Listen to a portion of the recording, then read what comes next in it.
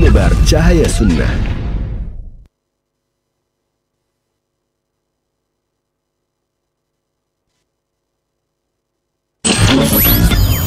Kajian Islam ilmiah di Roja TV dan Radio Roja.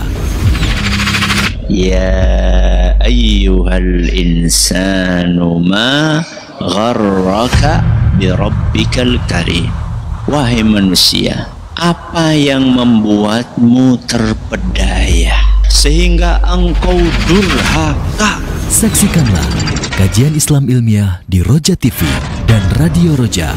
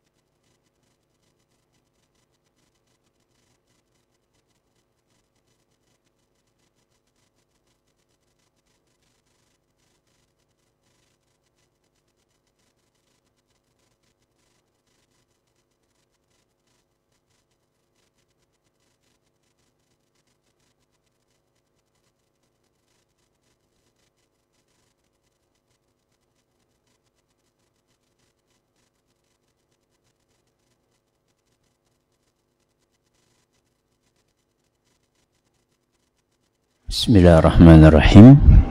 Assalamualaikum warahmatullahi wabarakatuh. Alhamdulillahi wahdah, wassalatu wassalamu ala man la nabiyya ba'dah, wa ala alihi wa sahbihi wa man ittaba'a hudah ila yaumil qiyamah. Amma ba'd. Kita panjatkan puja dan syukur kehadirat Allah Subhanahu wa ta'ala pada kesempatan malam yang berbahagia kali ini, hari Rabu malam Kamis tanggal 16 Zulhijjah 1446 Hijriah, atau yang bertepatan dengan tanggal 11 Juni 2025. Kita kembali diberi kekuatan, kesehatan, hidayah serta taufik dari Allah Jalla wa'ala, sehingga kita bisa kembali menghadiri pengajian rutin tafsir Al-Quran di Masjid Agung Darussalam Purbalingga. Kita berharap semoga Allah Subhanahu wa ta'ala berkenan untuk melimpahkan kepada kita semuanya ilmu yang bermanfaat, sehingga bisa kita amalkan sebagai bekal untuk menghadap kepada Allah Jalla wa'ala. Allahumma amin. Salawat dan salam semoga senantiasa tercurahkan kepada junjungan kita Nabi Agung Muhammad sallallahu alaihi wasallam, kepada keluarganya, sahabatnya, dan umatnya yang setia mengikuti tuntunannya hingga akhir nanti.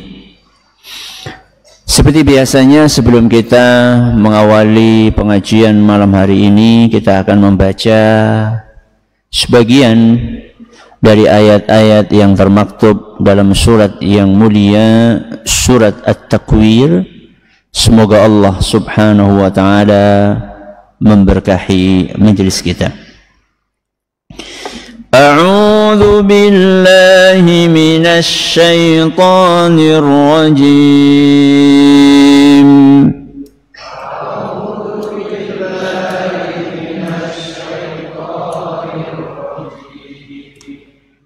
فلا أقسم بالخنس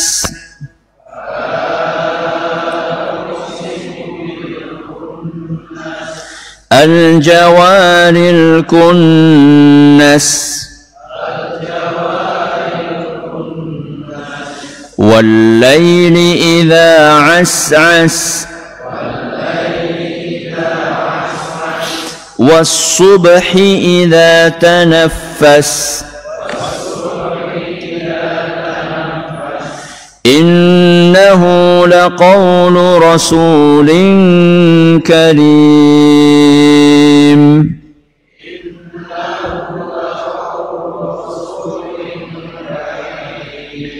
ذي قوة عند ذي العرش مكين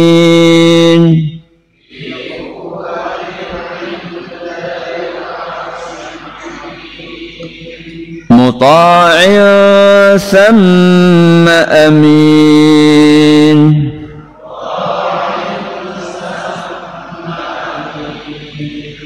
وما صاحبكم بمجنون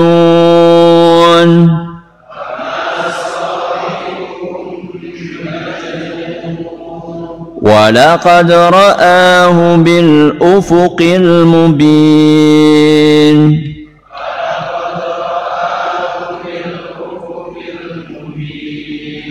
وما هو على الغيب بضنين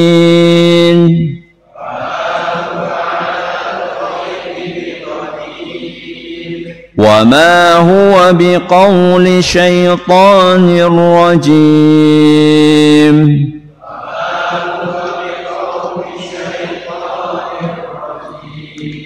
فأين تذهبون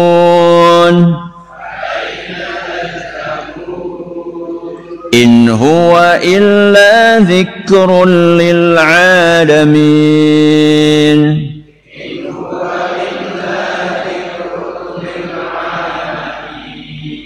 لمن شاء منكم أن يستقيم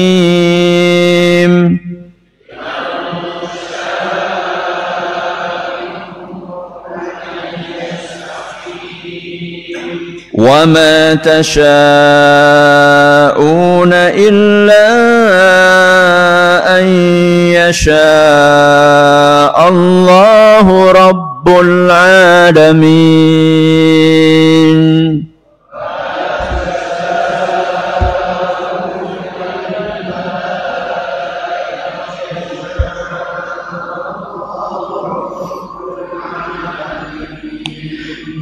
Para hadirin dan hadirat sekalian dan juga segenap pendengar serta pemirsa rahimani wa rahimakumullah.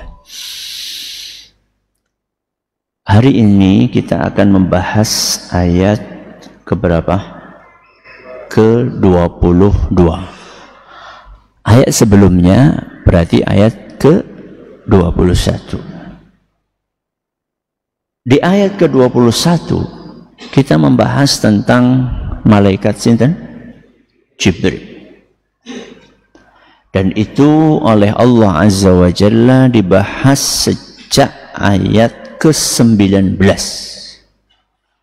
Berarti 19, 20, 21. Mulai dari firman Allah, innahu laqawlu rasulin karim ذي قوة عند ذي العرش مكين مطاع ثم أمين. 3 ayat Allah membahas tentang sinten? Malaikat Jibril. Mulai ayat ke-22 dan seterusnya Allah membahas tentang Nabi kita Muhammad sallallahu alaihi wasallam. Kenapa? Allah subhanahu wa ta'ala setelah membahas malaikat Jibril, Allah membahas tentang Nabi kita Muhammad sallallahu alaihi wasallam. Hal itu dalam rangka untuk menjelaskan sanadnya Al-Quran. Napa? Sanad. Sanad sih napa? Mata rantai periwayatan. Jadi Al-Quran itu siapa yang mengucapkan, terus disampaikan kepada siapa, lalu terakhirnya diterima oleh siapa. Itu namanya apa? Sanad, mata rantai periwayatan. Kita tahu semua Al-Quran adalah kalamullah. Berarti Al-Quran itu diucapkan, difirmankan oleh sinten? Allah. Allah Azza wa Jalla memfirmankan, kemudian disampaikan oleh sinten? Malaikat Jibril. Allah berfirman kepada malaikat Jibril, kemudian malaikat Jibril memberikan itu, menurunkan itu kepada sinten?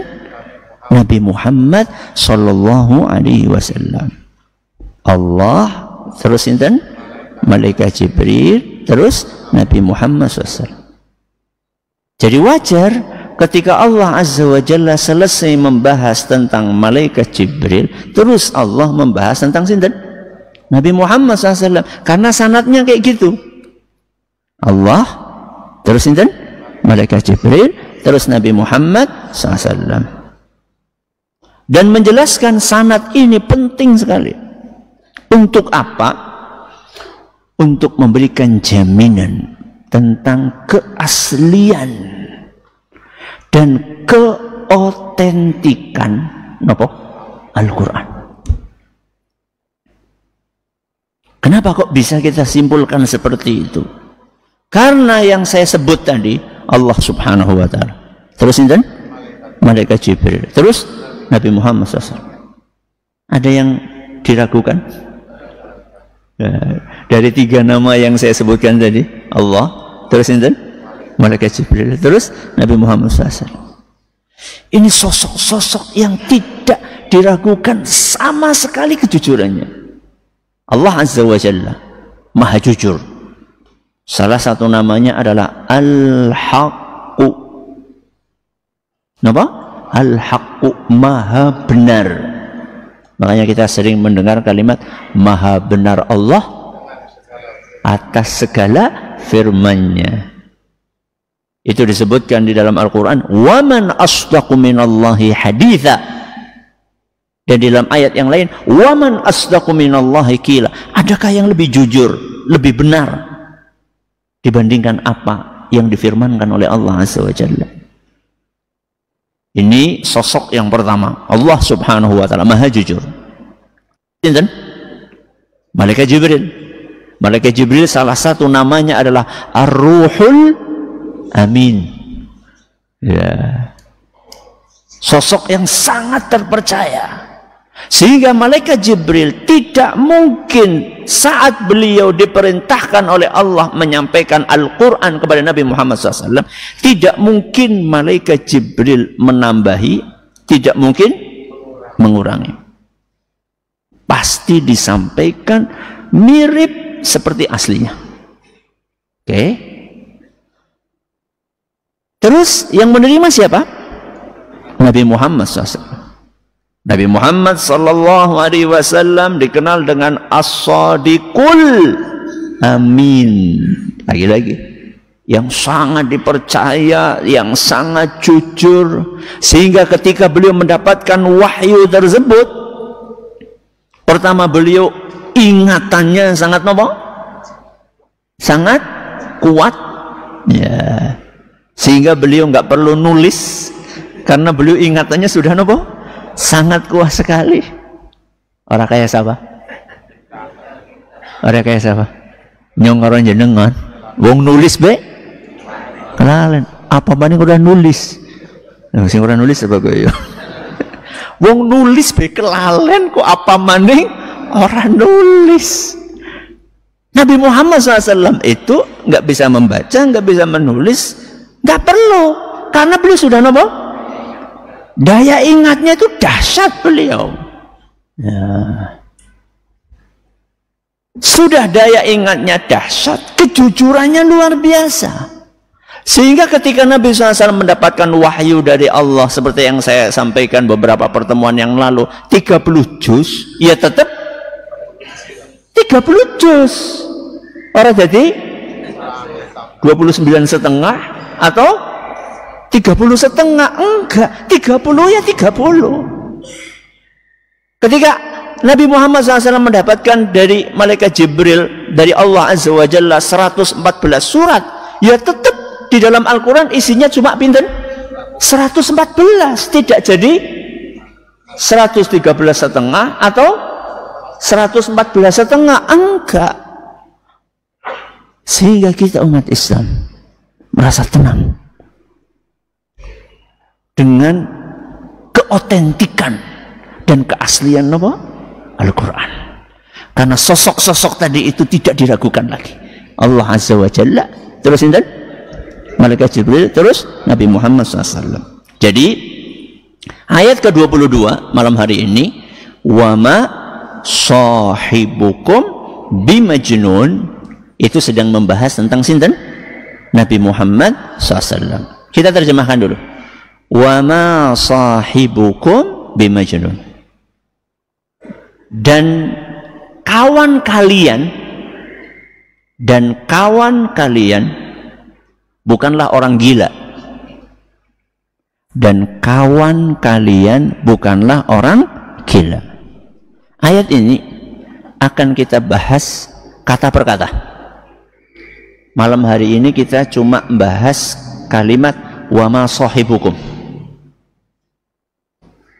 Nanti pekan depan kita akan membahas kalimat bimajnun. Ya, berarti ayat ini kita bahas dalam 2 pertemuan. Wa ma sahibukum, dan teman kalian ini bukan bimajnun, orang gila. Sahibukum, teman kalian. Siapa? Nabi Muhammad. Yakin? Apa nggak ada orang lain? Jenengan punya teman enggak? Jadi siapa kancane jenengan itu? Bukan. Bukan. Menurut semua ahli tafsir, berarti tidak ada perbedaan pendapat di antara para ahli tafsir bahwa yang dimaksud dengan teman kalian, kawan kalian, sahabat kalian di dalam ayat ini adalah Nabi Muhammad SAW. Seluruh ahli tafsir mengatakan itu.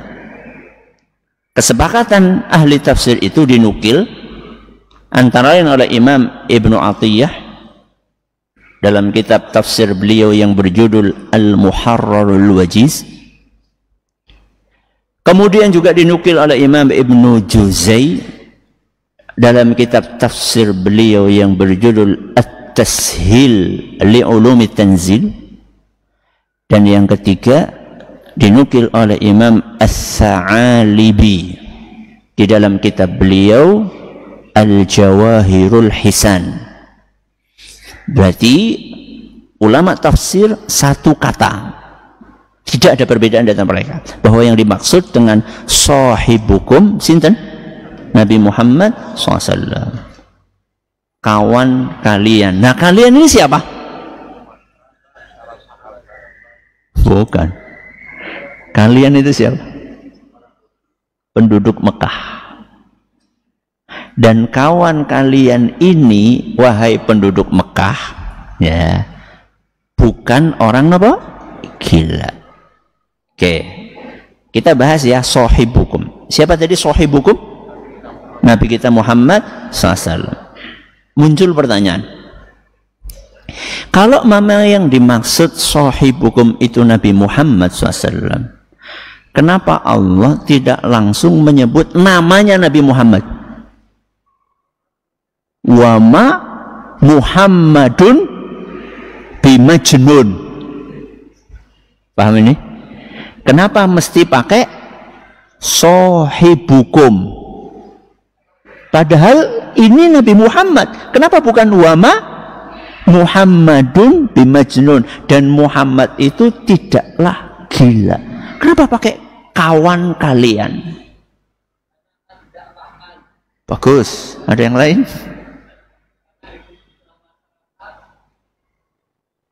Masya Allah. Ada beberapa sebab, ada beberapa alasan yang dikemukakan oleh para ahli tafsir. Kami simpulkan sekurang-kurangnya ada 3 sebab. Ada berapa sebab? 3 sebab. Kenapa kok di sini Nabi kita Muhammad SAW dijuluki sohibukum, kawan kalian? Kenapa nggak langsung sebut nama saja? Dan Muhammad bukan orang gila. Sebab yang pertama, untuk menjelaskan bahwa tuduhan itu mengada-ada. Untuk menjelaskan bahwa tuduhan itu mengada-ada. Tuduhan apa? Bahwa Nabi Muhammad SAW adalah orang gila. Tuduhan itu sangat mengada-ada. Mengada-ada siapa? Hah? Mengada-ada. Ngawur. Sama sekali tidak ada apanya? Tidak ada landasannya. Jadi Allah Azza wa Jalla ingin, mungkin ya bahasa kita, nyentil. Nyentil siapa? Orang-orang Mekah. Sohibukum ini, kawan kalian ini tidak seperti yang kalian tuduhkan, dan kalian tahu bahwa tuduhan kalian ini bohong. Kalian itu, hati nurani kalian itu sadar bahwa orang ini tidak gila. Dari mana bisa disimpulkan demikian? Karena sejatinya dia adalah kawan kalian. Kawan itu kenal atau tidak? Kenal. Kalau kenal itu berarti tahu luar dalam? Tahu. Dan ingat, Nabi SAW berkawan, berinteraksi dengan penduduk Mekah sebelum diangkat menjadi Nabi berapa tahun? 40 tahun.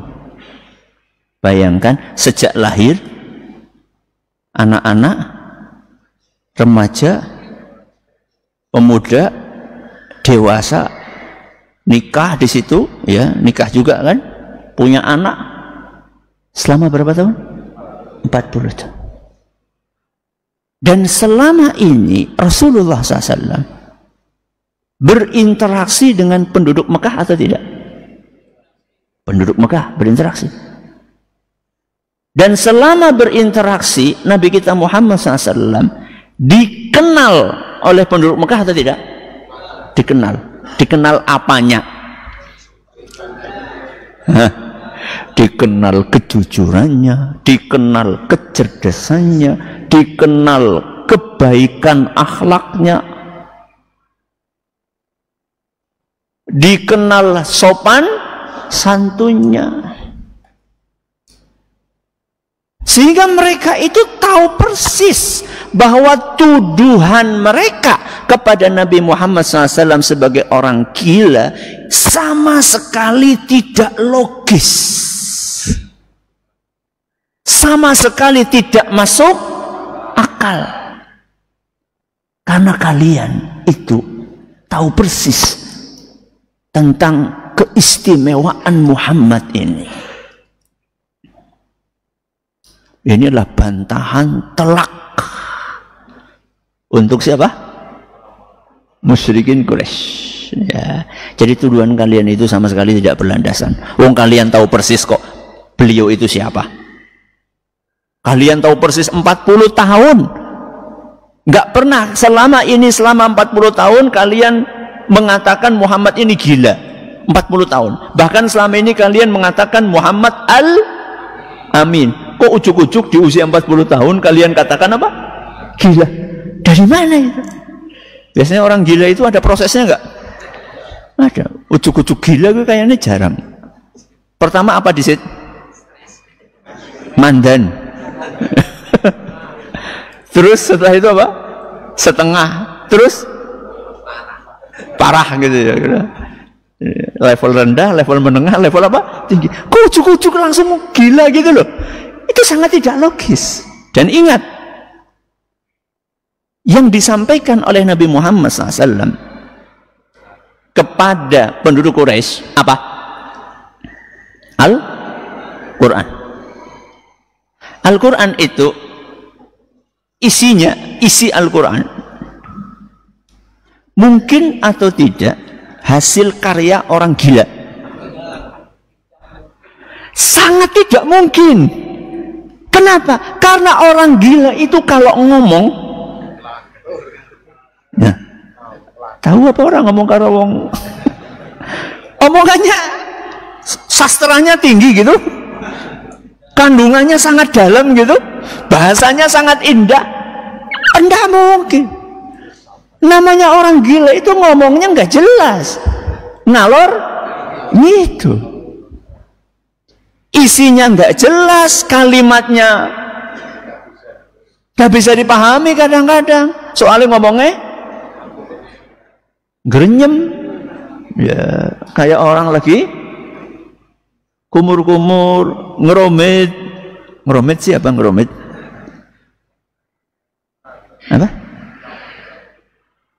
Apa bahasa Indonesia ngeromit? Hah? Ngigo, ngelantur, ya yes, gitulah. Memang bahasa Jawa itu agak susah dicari apanya, padanannya. Ya. Ngomong sendiri dan tidak jelas gitu loh, ngomong gitu. Al-Quran apa seperti itu gitu loh. Al-Quran itu kalimat yang dipilih sastranya level tinggi, kemudian isi yang ada di dalamnya adalah ajaran kebaikan, keadilan, kejujuran, tauhid. Ya. Jadi dari konten dan ungkapannya itu sama sekali tidak mencerminkan omongan yang diucapkan oleh orang apa? Gila. Ya. Ini sebab yang pertama. Coba diulangi apa sebab yang pertama? Untuk menjelaskan bahwa tuduhan itu mengada-ada. Sebab yang kedua,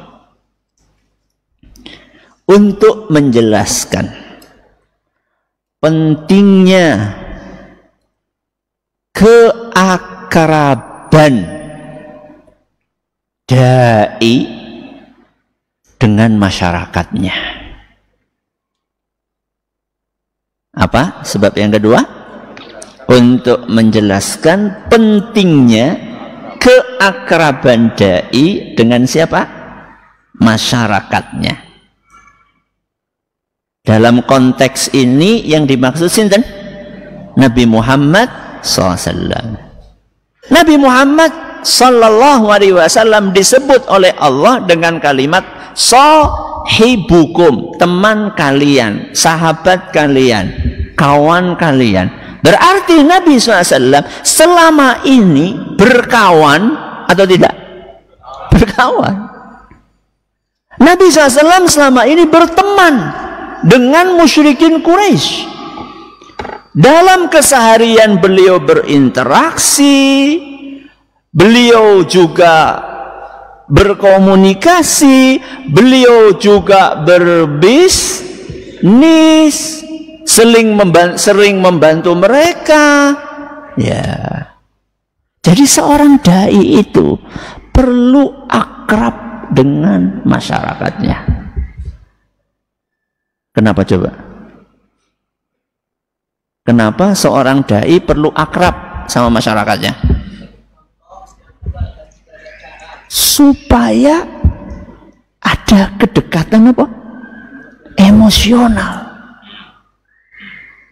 Supaya ada kedekatan psikologis antara dai ini dengan masyarakatnya. Supaya dai ini ngerti pola pikir masyarakatnya, supaya dai ini paham budaya masyarakatnya, supaya dai ini tahu karakter masyarakatnya. Kalau istilah sekarang itu, jadilah orang yang inklusif. Wah, apa? Inklusif, bukan apa? Eksklusif. Carane bahasa sikik. Ya, kalau diungkapkan oleh Nabi SAW dalam sebuah hadis yang diriwayatkan oleh Imam At-Tirmidzi dan sanadnya dinilai hasan oleh Al-Hafidh Ibnu Hajar Al-Asqalani dan Al-Hafidh Al-Munawi. Adapun menurut Syekh Albani hadis ini sahih, yaitu sabda Nabi SAW, al-muslimu idza kana yukhalitun nasa wa yasbiru ala adahum. Muslim yang bergaul dengan orang lain, berinteraksi dengan orang lain, istilahnya apa mau? Inklusif, ya. Seorang muslim yang berinteraksi, bergaul, bermasyarakat dengan orang lain, dan dia bersabar menghadapi hal-hal yang tidak mengenakkan. Ya, namanya bergaul sama orang banyak kan, beda sirah, beda sifat. Ya. Dia bersabar, berinteraksi dan bersabar. Muslim model seperti ini, kata Nabi SAW, khairun itu apa? Lebih baik, lebih istimewa dibandingkan siapa? Minal muslimil ladzi la yukhalitun nasa wa la yasbiru ala adahum. Lebih baik daripada tipe yang kedua, muslim yang tidak mau berinteraksi eksklusif dengan orang lain dan tidak mau sabar menghadapi hal-hal yang tidak enak dari mereka. Berarti ada berapa tipe? Dua. Jenengan sing pundi? Nah, bareng ngaji ki dadi sing ngendi ki? Nah. Kita berinteraksi dengan masyarakat. Ada misinya enggak? Ada. Jadi itu kita berinteraksi itu membawa misi. Kita itu pengen mewarnai, bukan diwarnai. Jadi kenapa kok kita berinteraksi dengan masyarakat kita? Karena kita membawa sebuah misi. Kita ingin memberikan pengaruh kebaikan untuk masyarakat kita. Bagaimana kita akan membawa pengaruh kebaikan kepada masyarakat kita sedangkan kita nggak pernah bermasyarakat? Ya. Makanya ada istilah, kami pernah menyampaikan istilah membaur tanpa melebur. Kenapa? Membaur tanpa melebur. Nek wong mien ngeli tapi aja keli. Ya. Nek wong mien kayak gue ngeli tapi aja kali. Kalau saya pakai kalimat membaur tapi tidak apa? Melebur. Maksudnya membaur ya berinteraksi. RT-an ya melu RT-an. Kerja bakti ya melu kerja bakti. Ada orang meninggal ya takziah. Ada orang sakit ya menjenguk. Ada orang kerja bakti bangun rumah ya melu apa? Ya. Ya ada, kalau bisa ngasih bantuan ya bantuan materi, kalau nggak bisa ya bantuan tenaga. Ini namanya membaur. Tapi bukan melebur. Melebur itu maksudnya apa? Pokoknya apapun melu. Enggak seperti itu. Karena muslim itu punya prinsip. Dia lihat ini kegiatannya apa? Kegiatan positif, sosial murni, sosial kemasyarakatan, tidak ada pelanggaran syariat. Oke. Tapi ketika ada pelanggaran syariat, ya apa sih? Arab nyajen. Oh, sorry ya. Ya. Arab apa sih? Tawuran. Oh, some. Ya, enggak. Jadi dia punya prinsip. Dia membaur tapi tidak melebur. Ya. Oke. Ini sebab yang keberapa? Yang kedua. Sebab yang ketiga. Untuk menjelaskan bahwa Allah hanya mengutus Rasul dari kalangan kaumnya sendiri, untuk menjelaskan bahwa Allah hanya mengutus Rasul dari apa? Kalangan kaumnya sendiri. Maksudnya berapa? Allah itu ngutus Rasul kepada suatu kaum. Rasul itu dari mana? Dari kaum itu sendiri. Mulane Bani Israel nabine dari Bani Israel. Ya. Bani Israel nabine dari sana, Bani Israel. Saat itu orang Arab musyrikin Quraisy, bangsa apa? Bangsa Arab. Suku Quraisy. Yang diangkat menjadi nabi, yang diutus sebagai rasul, sinten? Ya orang Quraisy.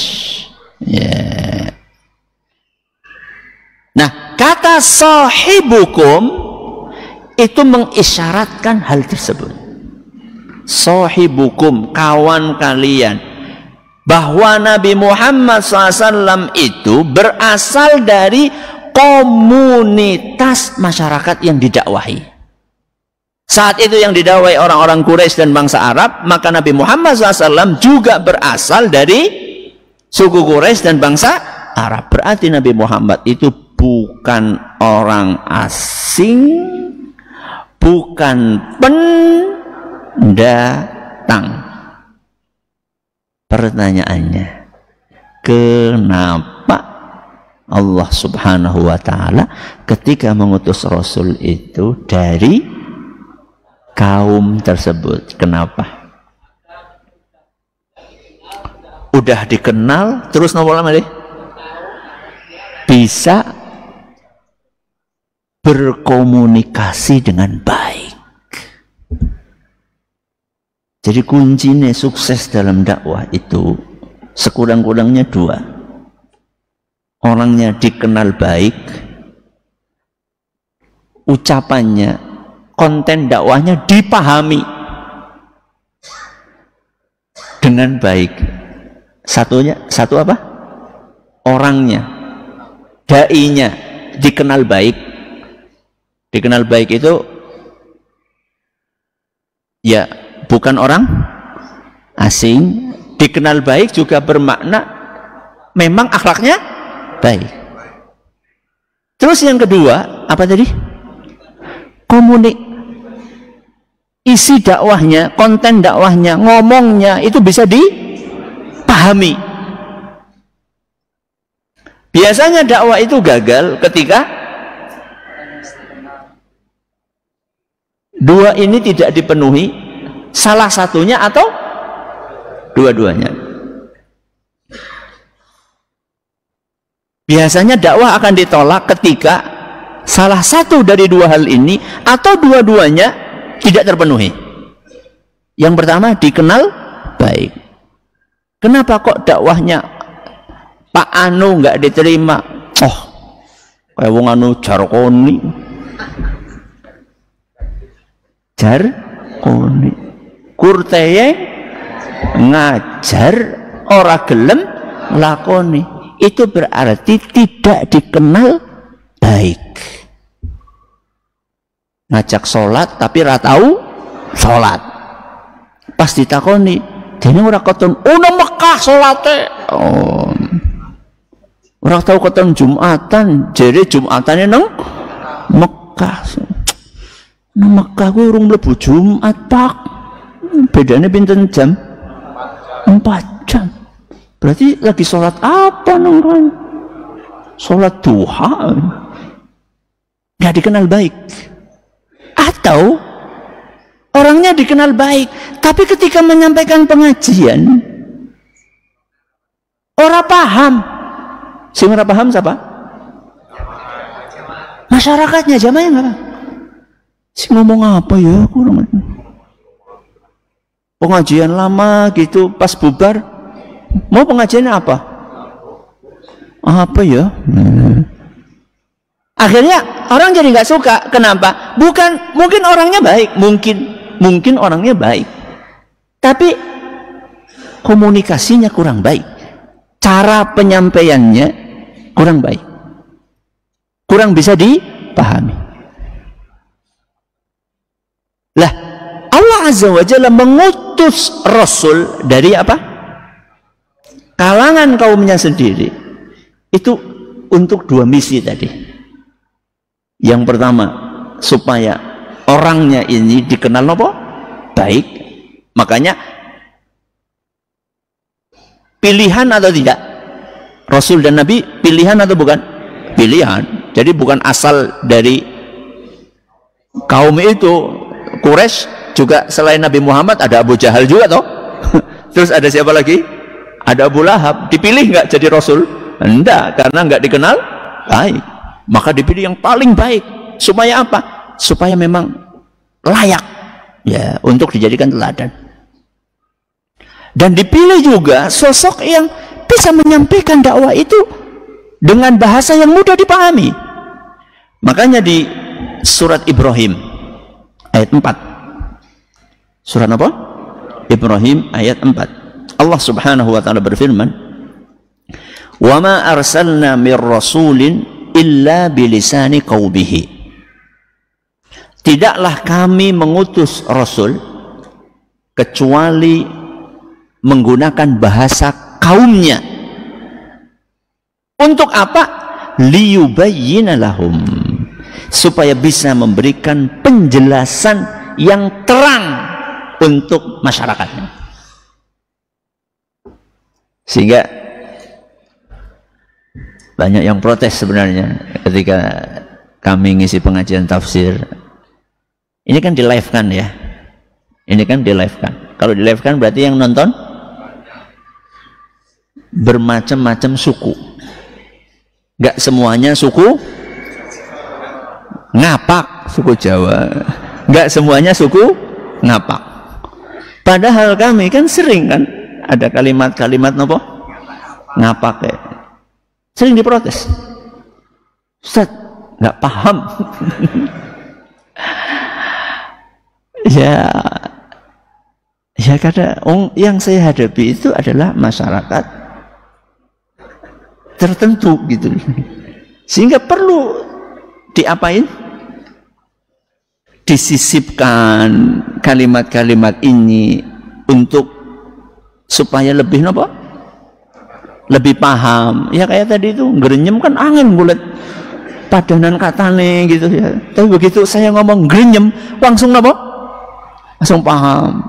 Kemudian juga ada sisi psikologis di situ gitu loh. Ada sisi kedekatan emosional. Orang apa? Orang kepenak gitu loh. Jadi kan lebih enak gitu loh. Sehingga ya saya diprotes ya saya terima aja. Gimana lagi wong nyatanya memang yang dihadapi adalah masyarakat yang setipe. Jadi ini sebab yang keberapa? Sebab yang ketiga. Coba kita ulangi. Apa sebab yang pertama? Untuk menjelaskan bahwa tuduhan itu sangat mengada-ngada. Sebab yang kedua? Untuk menjelaskan pentingnya keakraban dai dengan masyarakatnya. Sebab yang ketiga?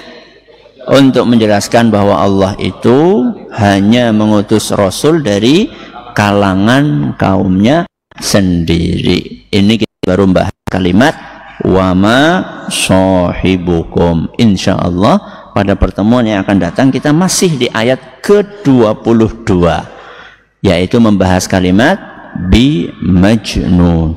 Semoga apa yang kita pelajari bermanfaat untuk kita semuanya.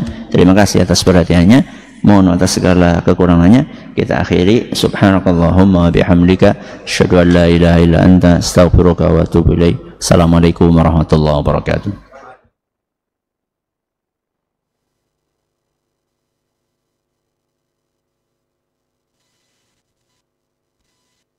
Simak Radio Roja Bogor 100.1 FM, Radio Roja Majalengka 93.1 FM, Radio Roja Palu 101,8 FM, dan Radio Roja Bandung 104.3 FM.